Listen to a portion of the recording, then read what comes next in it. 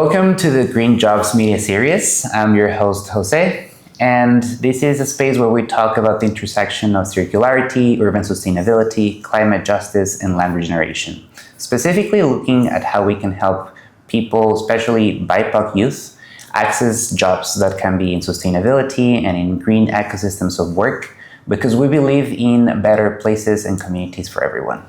Today, we have the amazing chance to talk with Aish Mann.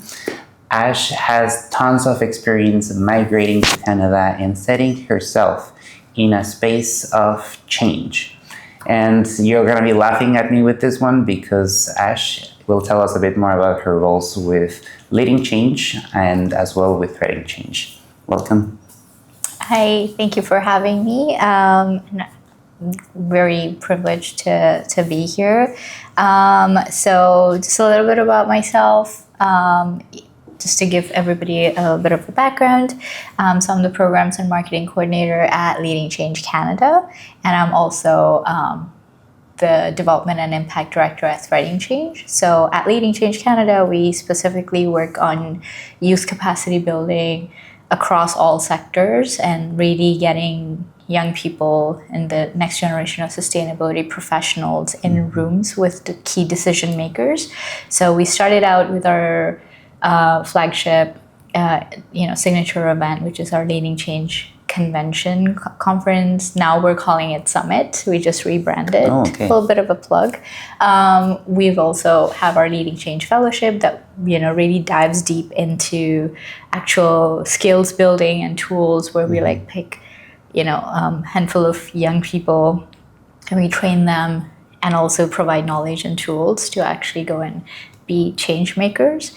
And then we also have Leading Change Connections, which is a virtual and sometimes in-person networking session where we get folks in a room and just, get to know each other and learn what they're up to. And it is across Canada. And then at Threading Change, we're an ethical fashion nonprofit. We are based out of Vancouver. We started out in Vancouver, but we are now all across Canada and globally. So we have an Africa hub, a Europe hub. We have folks in Latin America, in Asia, and we have programming across the world. So depending on the region that we're in, we have different priorities. So like in Canada, North America, Europe, generally, it's about education and raising awareness on fast fashion and ethical use of clothing. So we conduct clothing swaps, events, education, policy jams, workshops, learning how to sew, things like that.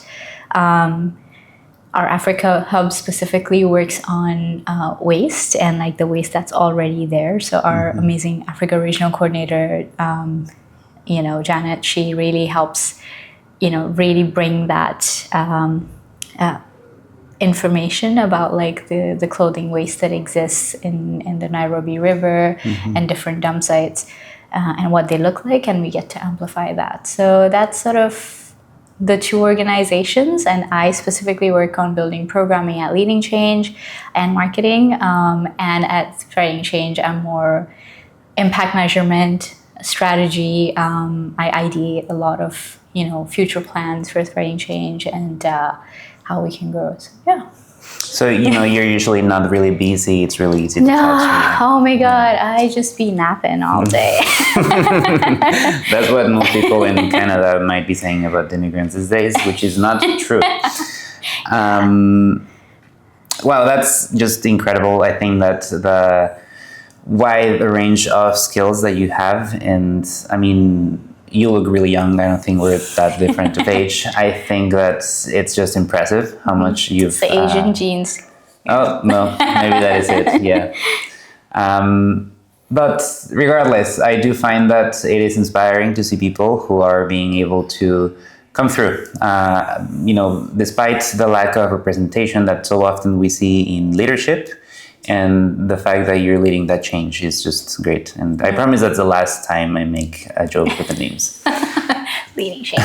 I also be threading change. Yeah, well, there you go. Yeah. So building from the spirit of understanding a bit better how you came to be in these roles, and not just to really call you these different positions that you hold, but really get to know you and come to understand what have been the different points of your life that have led you to become who you are. And you can go as far back as when I was 5 years old. My mom told me X and Y.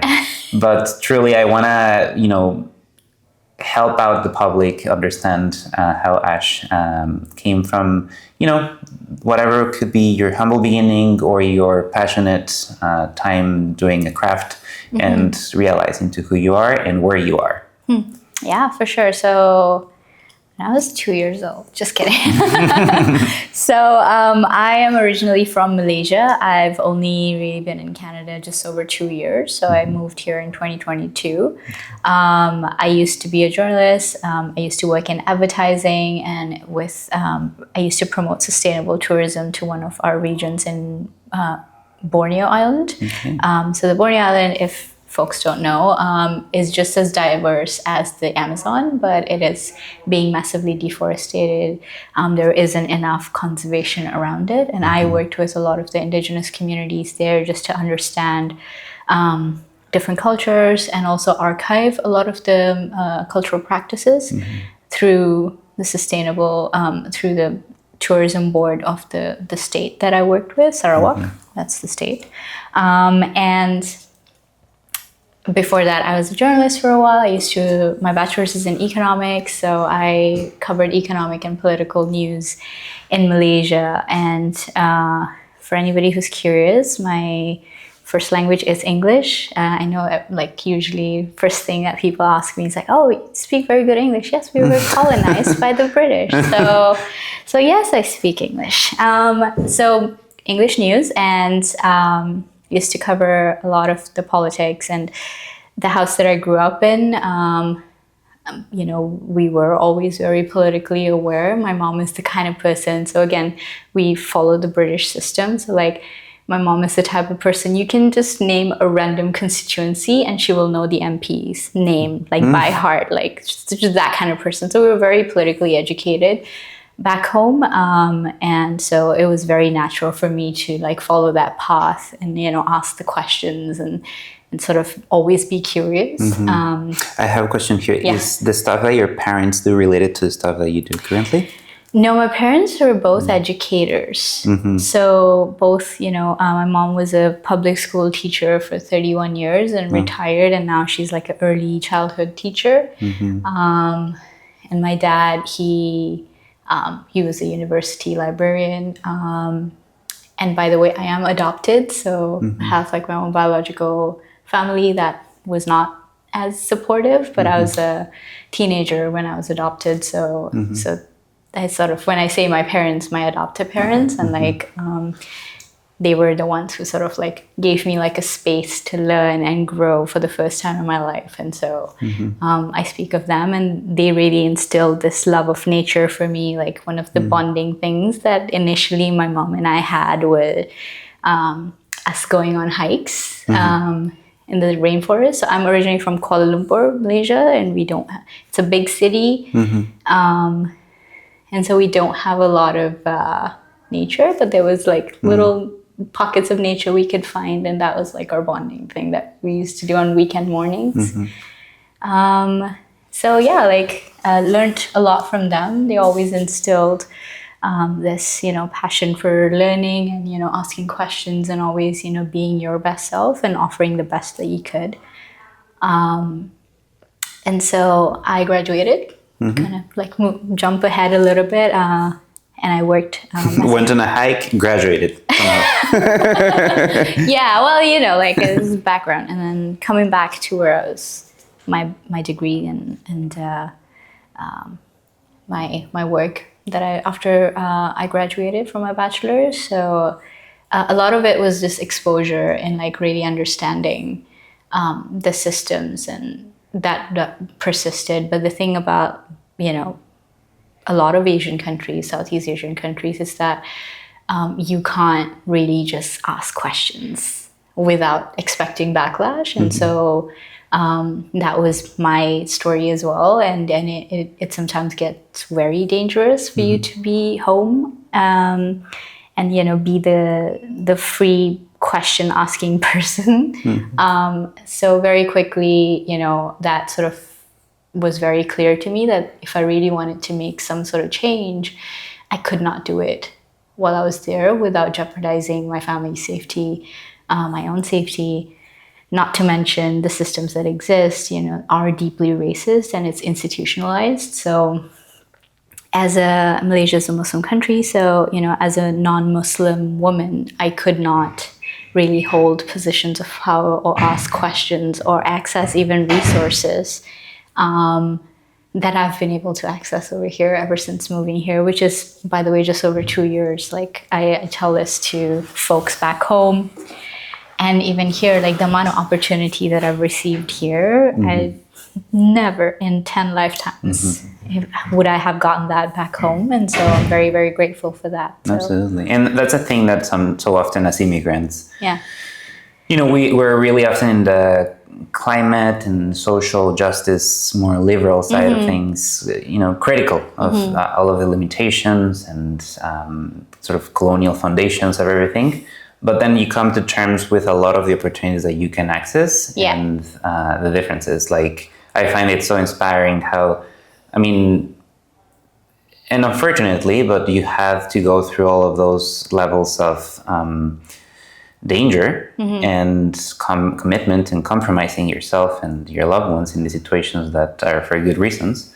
And, you came out of it. And for me, before even starting a professional pursuit in Mexico, I already knew that, being a reporter or, the statistics speak for themselves on land defenders and just all these front lines that are so either corrupt or dangerous. And then, that is where you see value in, to some extent, the strength and the cleanliness of Canadian institutions and nation in some way. Yeah, but at the same time, like, being here, I can't, it is also the Canadian companies that are causing the problems back home, Malaysia, Borneo specifically, timber mining, a lot of that. Europe, they say that we want to have all this policy and, we are like green and circular economy policies and all. Most of the timber that is, coming out of our forests is being shipped to Europe. So Europe is our largest importer of timber. And that is causing a lot of the violence and the corruption. So it's again like, sure, they're clean on the, facing the public here, it's clean. Yeah, but, I've seen the other side. So, and facing that complexity. Yeah, for sure. So it is, I take it with, a grain of salt. Is that this expression? But yeah, I sort of, I see the cost that my people have paid for them to be this clean. So,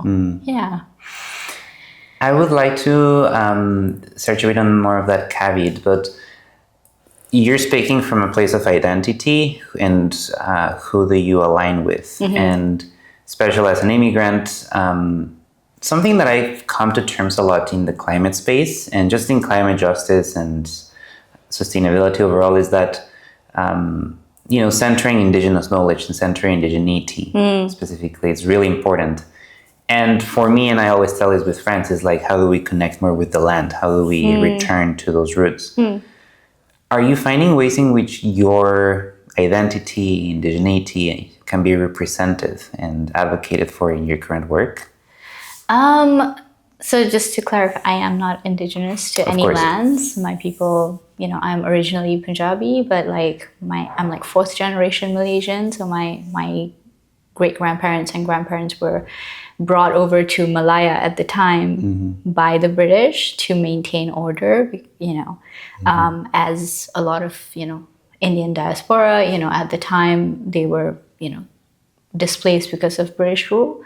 But then again, before that, folks were nomadic, so not Indigenous. But at the same time, I think there is a little bit of beauty in sort of being not really belonging, because then it's sort of, the entire world is somewhere that you can find home. And so I think I sort of take it as that. Especially BC, I really make the connection because I grew up in the rainforest, and we've got a rainforest here, so that's the connection I usually sort of make. And to me, I think like it's all about finding your own community and your own people, and back home, like because of the system that I grew up in, I was always the only one in the entire room, and there were always these microaggressions, and so I very quickly understood I was very familiar with being alone and the only one in the room always, and also understood the importance of creating my own community. And so I kind of do that wherever I go. And yeah, that's how like I came here too. Like, didn't really know anybody, didn't really know much about anything, and just sort of got on a plane, and here I was. And just sort of figured it out through like Facebook Marketplace and YouTube videos on like how to get set up. And like I watched extensively YouTube videos on like how to get your SIN number and how to register for MSP and things like that. So, all that. Yeah, it's a ton of labor that comes into your life as well. And it's just, but I really enjoyed how you described it. And thank you for making an acknowledgement on, your belonging and identity, and because it's complex, and third plus gen kids know it. Yeah. But truly, I think that if we aim to reconnect with the connection we have to the places where we are and become better guests, it is about searching for those stories and looking for how perhaps, as simple as your connection with the rainforest, either that being in Malaysia or here, it signifies so much. And it seems like you're working at least on protecting, the general idea of those spaces for you. So I really appreciate you mentioning that. Of course. And I think there's also merit in, because through my work and connecting with the Indigenous communities back home, and then coming here and learning so much from the Indigenous communities here, just I can't help but notice how similar the values are. And, we're like half a planet away. The flying time to Malaysia, I'm heading home soon, and like it's going to be 23 hours minimum flying. Wow. They're so far apart, but just the values are so similar. And I think it is also important to recognize that we're inherently interconnected.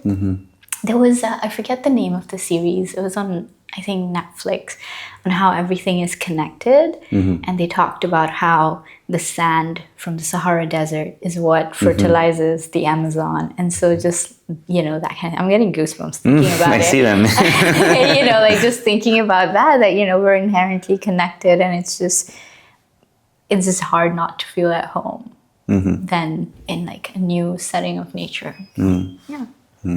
That's beautiful. Beautifully said. I see a lot of meaning, and I struggle to understand how the way that you speak connects to the corporate spaces where you can work. And that is one thing that I have been quite impressed by looking at the work that's being done, both at leading change and at threading change. I think there is a very good way of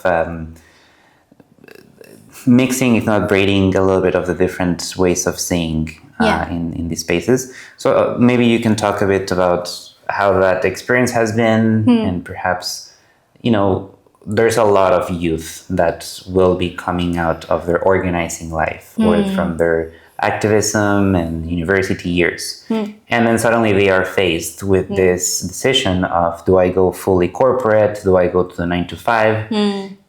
Especially Gen Z, that is not as submissive as other generations have been, which can be a good and bad thing. But what is that like? I don't really see myself as like a corporate person as well. Leading Change and Threading Change are both registered nonprofits, and I do sort of work in the youth mobilizing space as well. However, it's not very much, shouting at the picket fence per se. But I do think a lot of it has to do with the kind of mentors we have, like as organizations as well, like our board members, and also personally, my colleagues, we just have folks that we've surrounded ourselves with who actually guide us.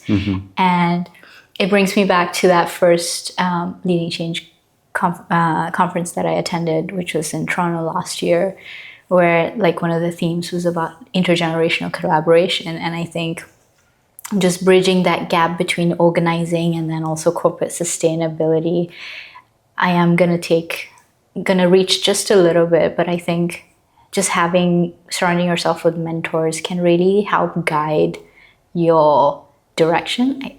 Do like stop me if I'm not like making sense. But I think it's very important to, even as you're transitioning and you want to be making change, there's just so many incredible folks that are out there that they are there. They understand the vibe. They understand what needs to be done, but they're making change in their own way, and they're happy and eager to learn. Like I've had incredible mentors that have like helped me. Like if I'm like, oh, this organization needs to be shut down, or this oil and gas whatever needs to be shut down, they will like help me rephrase that to be a little bit more diplomatic, because they're like, we don't want to shut the conversation. We want to make sure that you can actually work with them to create change. And I know that it comes with, again, a lot of nuance. Not saying that oil and gas is the best, whatever.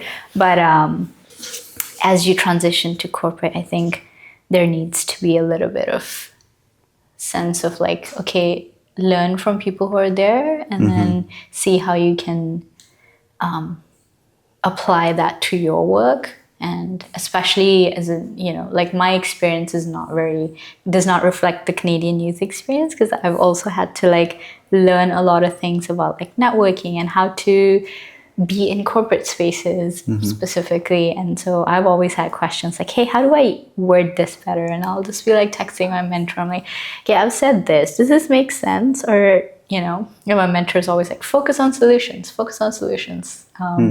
know the problems already. So let's go. Let's focus solutions. Can you expand a bit on, how your mentor came to be connected to you, and what were the things that inspired you from them? So in order to answer that, I have to go back to how my journey was and where I met her and how I came to be there. So I was looking for work since I had arrived in Canada, and for the first time ever, I started working at a restaurant, because I realized that even though I had years of experience, and I was applying to these jobs that I thought I was perfectly qualified to do, I was not hearing back from any of these. So obviously, while I wanted to pay the bills, I started working at restaurants, and I was a server, and before that, a bar back and all of that. So learned a lot of skills there as well, and actually they were like really good at also learning about Canadians and like Canadian culture, because you get to talk to everybody every day, and like you learn so much. What was one of the first shocks you had from Canadian culture? I think the first was just 4 seasons, because like Malaysia's tropical. I'd never experienced 4 seasons before. And I arrived here, right after a snowstorm, seeing snow for the first time. Really? Yeah, never. Wow. And I didn't really have that many winter clothes. I just had one jacket that my aunt had given me, and like, because you don't have winter clothes there, right? And so I was like, okay, I'm gonna get here and then like get my boots and everything. And then I arrived here that first few days. I was just like, before I arrived here, I could not fathom, like, what do you mean outside air is cold? Like, and there, I just, in my head, I could not imagine it until I arrived here, and I was like, oh, okay. I see what you mean. And then it was right after a snowstorm, and then I was wearing like sneakers like these, and by the way, my socks. Yay, the socks. Exactly like this. I love them. I was wearing sneakers like these and walking in slush while trying to get to this mall to get like actual boots, not the Cumberland boots, Timberland boots. And I think that was like my first shock out of everything. And then I think also because I grew up in like a Southeast Asian city. Like Kuala Lumpur is a big city. I was kind of underwhelmed by like North American cities, or like Vancouver is small, and I thought like there would be more. So I think that was like my shocks. So anyway, back to the topic. So I was looking for jobs, was not getting anything until I was like applying to these climate consulting firms. I had started looking at LinkedIn. First of all, learned about the concept of informational interviews for the first time. Back home, it's you just apply to a job. If you're qualified, you get hired. It's a very simple, clear-cut process. I found very quickly that was not the case here. And so I applied to this one job and did not get it. It was an internship. And I was like, okay. I think at that point I had been at it for like almost a year now, and I was not getting any results. And I was like, it was like a point of desperation where I was like, okay, what can I do better? And I replied to a rejection email for the first time, and I was like, can I get feedback, please? And this person was very calm and, very helpful. And they actually like gave me like 3 points on like what to do better. And they were like, you have to be out there and network, and you got to do informational interviews. And then they were like, go in and like talk to people. And I was like, okay, in the spirit of networking, would you be interested in an informational interview? And so I had a call with them, and then they were from U of T. And so they told me that, there's like actual in-person places you can go to. They told me about leading change. Initially, as just like, I looked at the application. They told me about that, applications were open. I looked at it, and it was only for Canadians. And I went ahead and applied anyway, because I was at that point where, I was just very desperate, and I was like, the worst they can say is no. So I applied, and I actually got in. And so this was like January 2023, and February I went to Toronto with, mind you, I'm a student, and I had just sort of been in between jobs at this point. So I had like very little money, booked like a very dingy hostel to like stay in, where I think 4 nights was like $150. So you can imagine how that place was. But I was very desperate, because that was like, I don't know why, but I just had this feeling that I had to be there. And it was also around a snowstorm time. My flight was canceled 5 times. And they, like Air Canada, they kept rebooking me on different routes. Or like, they were like, we can refund you or something. And I was like, no, I really want to go. So like, I was rerouted like 5 times, and then finally made it to Toronto like 10 hours later than what was expected. Got in, the hostel was very crappy. And I think downright dangerous, but I was desperate. But the thing is, it kind of paid off. So went for leading change. It was just like a 3-hour programming. But what I loved about the space was everybody was just so welcoming and open. And like my first interaction that I had with someone, these people were there, and they were like, I'm an analyst for this thing. This is, again, just the youth convention so far. Like, I haven't talked to the larger globe people yet. And they were like, I'm an analyst. I run this organization. I met Lauren there, and like she was telling me all the cool stuff that, she was doing. And I was like, oh, I'm just a student, to this one person. And then they were like, you're not just a student. They like stopped me right there, and they're like, no, you have something to offer. And I was like, and I think that was also another shock, where I was just like, oh, this is neat. And then there was like another session where Mike Gerbis, he gave us a few tips on like how to network effectively, and actually how to carry yourself, and like how to ask the right questions. And being a journalist, I've already sort of had that training, and so it was just like learning those mannerisms, and like how to dip in and out of conversations, and like three's a crowd, that kind of thing. Anyway, so learned that, and then I saw the Larger Globe conference, and like I had been learning all this theory in class, but for the first time I actually got to see the people who are actually doing the work, and I could be in the same rooms as them and walk up to them and ask questions. And the thing about me is, again, journalist training, I have no shame. I will go up to people. I will get in your face. And so I just went up to people and I was like, hey, that was very cool. I'd love to know more. I'm a student. I'm like still figuring out everything. And I would just like get their name card or like connect on LinkedIn. And then I saw my mentor, Elizabeth Shirt Campbell.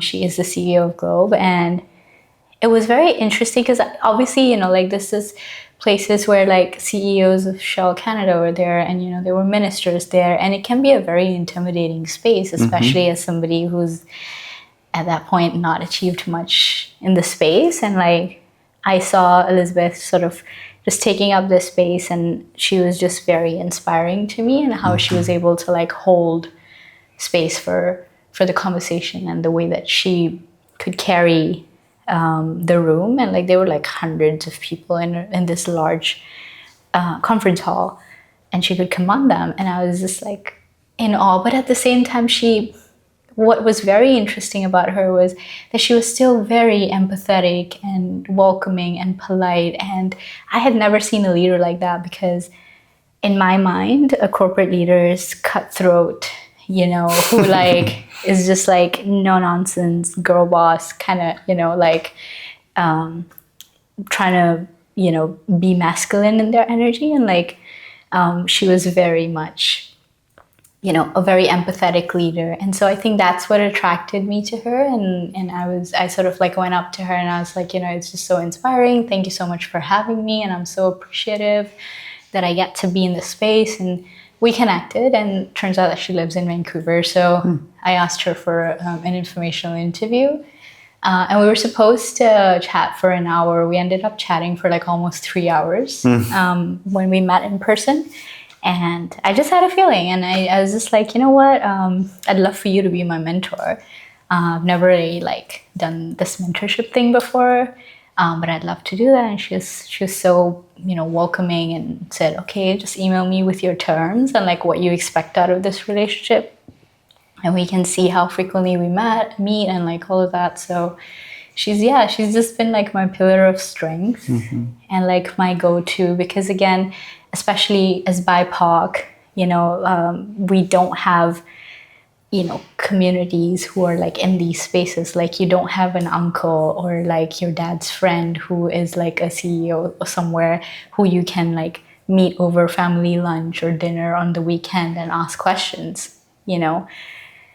A lot of people with privilege, white folks specifically, they have that privilege where they can just ask their uncle. We don't have that, because we have to take care of our families, and we're usually children of immigrants, things like that. And so mentorships is one of the ways I feel is a very effective in sort of surrounding ourselves with like people who inspire us, and like people who we can fall back on. So I told her as well, like, it's like I'm trying to build a network of like strong women who I can look up to, and I want to surround myself with, so that I can do more in the space. And she's also then gone on to introduce other amazing, remarkable women that have also been my mentors. So it's not just one person. You got to find a few. So, totally, yeah. And finding not only an individual, but a community that you can rely on, right? Especially as newcomer. Exactly, I was just gonna say, yeah, because you don't have anybody here, like I don't have anybody here, but I kind of do now. So yeah. And so often it's just, we're here for the job and the quality of life as immigrants, but you got to make it worth it. And that includes not only focusing on the professional aspects, but, if we're going to spend a 9 to 5 or, so much effort and energy into these places, even if we believe as much in the good cause we're working for, there has to be other aspects that we fill in. And I think a very big one is people you trust, and people who got your back. Yeah. 100%, especially when you don't really have much of that going on.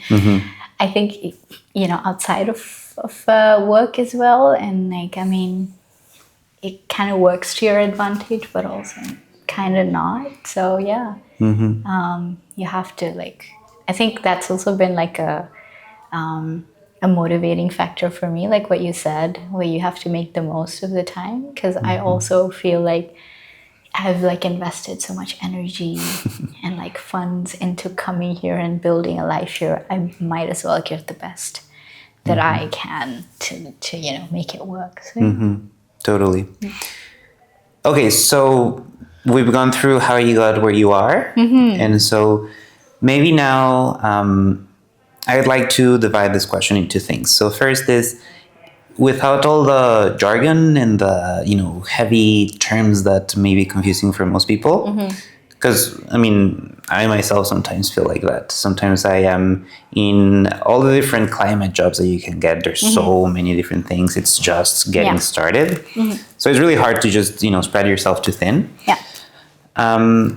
But in the most simple terms, what do you think is the impact that you're doing with the things that you do? And specifically, as we talk about impact, the second part of this question is, how are you finding and navigating creating impacts that try to work within these rigid institutions, or perhaps creating the connections needed for change? I think that through the work that you're doing with leading change, focusing on not only that youth empowerment and gathering, you're also creating networks with your advocacy doing in threading change. And I think this all blends in together, and I can see sort of your personality through your work. But I would like to hear, what do you have to say?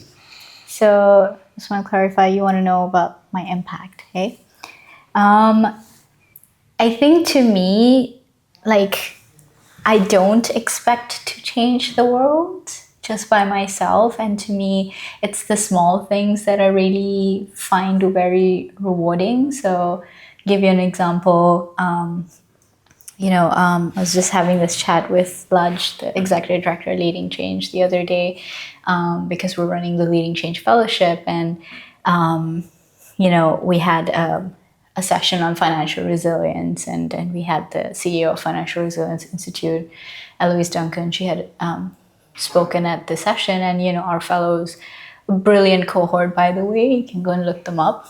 And we had this robust conversation around affordability and being a young person, and like managing emergencies, but also climate impact. And like there were actual tools these folks were receiving, and I was learning so much as well myself, even though I was like facilitating the session. And I was just telling Raj, I was like, people are actually, and then we always have like survey forms. I am a huge data nerd, so I love seeing how people are engaging. And I was like, there was like so much positive feedback on that particular session, and of course all the ones that we've been creating. And I'm like, we did that. Like, people are actually, engaging, and they're finding the stuff we're doing useful. And I think it's always come back to being able to create community and spaces where you can have these conversations. And the same with threading change. Like, we had a community quilt making session at Catalano Street Festival over the summer. And basically I wanted data because we had so much foot traffic, and I'm a data person because I do impact reporting. And I was like, what's the best way we can engage the community, but also get some sort of insights? So we ended up with this idea where we would get folks to answer this question, which is, how can we change the fashion industry? And then whoever's passing by, they would write it on like a masking tape, stick it on a small piece of cloth, and then sew it on to this larger quilt that we had. And it would be like a quilt that's made by the community, which is a solutions quilt. And as you know, I'm a passionate person about solutions. And at the end of the thing, we had about almost 200 responses. We had because I was keeping track of who we were talking to, and at 200 responses were people who actually stopped and did the activity. But we spoke to about over 1,000 people, and it was very rewarding to see how the community was coming together by the sewing activity. And they were older folks, as you know, Catalano area. there was just all ages. So like there were like these older ladies that like saw us doing the sewing thing and went back home and brought these little patches to add to the add to the quilt, and then they like hung around, and were like they were like kids that were very like excited by like the sewing thing, and they were like the older ladies were then teaching these young kids like how to sew, and they were like younger Gen Z folks that were like, oh, I've never sewed in my life, and I'm like, honestly, same. And then we like got into these conversations about why is it that we don't know how to sew? Like our grandmas used to like basically sew for the entire house. They would make blankets and quilts and like clothes for us. And then somewhere in just the last 2 generations, we've like totally lost the art of sewing because of, capitalization and the way that the fashion industry has been. And I think I was able to create a report from that. Of course, the insight was great, but it was just very rewarding to just see that those interactions as well, where like the community was engaging by themselves, and like we just sort of took a step back and like we're just like threading needles for like the next person to use and stuff. And I think that's how I measure my impact, that I'm able to create the spaces to have conversations. And just yesterday, I was at my alma mater, Kwantlen Polytechnic University, and like most of our sustainability program folks there are newcomers as well, and so I was able to sort of take all the knowledge that I'm sharing here this evening to the community and the classroom, and share all the resources as well. And so I think that's my impact. What was the second part of the question? I think you kind of like kind of answered it. Sewed Okay. it together, but no, that's super inspiring. I actually think I saw you at that booth on that day. Oh really? Very briefly. You didn't say hi. Must have been a lot of people that. But yeah, it was crowded. Yeah, it was Vinya and I that were there. I think I said hi to Vinya, and you were explaining or talking with someone, so it might have been that. I see. Yeah. I enjoyed hearing a bit more about threading change, and in the spirit of your solutionism, I would like to ask you, how is it working in an industry that by itself is grounded in being unsustainable and trying to change, a whole paradigm in something that is so attached to us, but then we're not attached to the craft and to the production of all of this? It's very interesting because the fashion industry, so my capstone for my project last year before I graduated was also like a research paper that I did on the textile industry and just like the behaviors and how people interact with textile policy, things like that. It's very interesting because the fashion industry accounts for more emissions than the aviation industry. Aviation industry is only 5% of global emissions. Fashion industry is 10%. According to the Ellen MacArthur Foundation. And it's very insidious because everybody needs to wear clothes, right? And they're just so easily accessible, but people don't think about it all that much, especially because it's just so much easier to buy the cheap clothes instead of like learning how to mend and all that, right? So it is very insidious. But the thing is, like, this industry is like a kraken. It's got its tentacles everywhere and it's very insidious.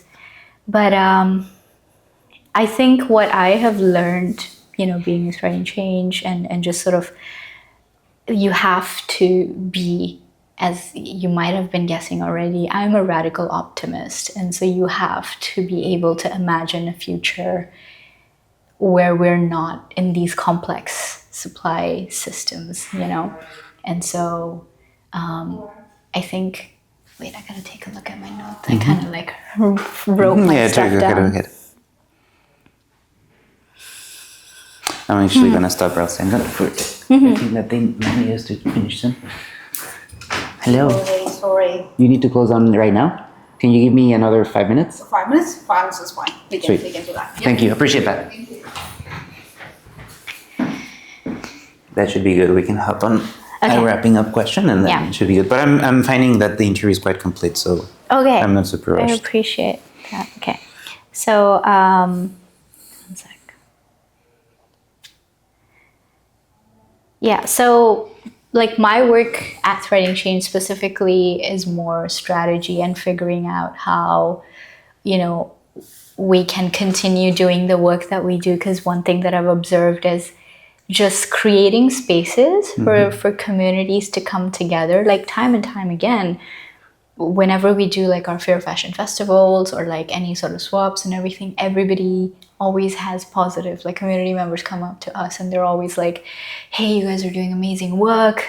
Young people are like, oh, you know, like say if they're going to fashion school or something, they're like, we love how accessible the programming is and like how accessible the events is, because we cannot find something like this anywhere else. So we've seen that if you can have these conversations and you can create these conversation starters, you know, like it can move mountains.